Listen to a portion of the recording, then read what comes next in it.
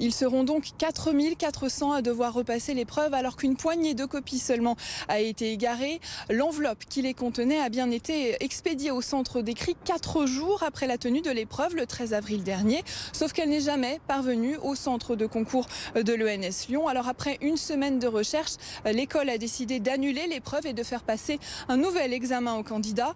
Des candidats qui sont bien évidemment très déçus, en colère. Ils vont devoir plancher à nouveau sur l'épreuve de composition française et se présenter à nouveau dans les centres d'examen pour passer l'épreuve un samedi qui plus est.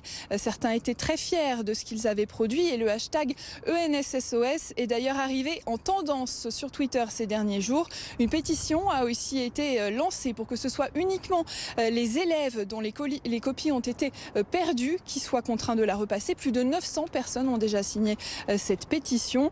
Une solution qui avait été envisagée par l'ENS mais qui a finalement été écartée car le risque de recours juridique était trop grand. Le fait de faire passer 2 épreuves différentes aux candidats pour un même concours crée en effet une rupture d'égalité.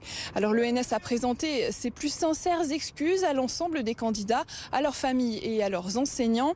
Mais c'est un nouveau couac qui passe d'autant plus mal que l'épreuve de spécialité de géographie du concours de l'ENS de cette année avait été aussi reportée de 10 jours car un sujet d'épreuve de commentaires avait été divulgué par erreur dans un centre d'écrit.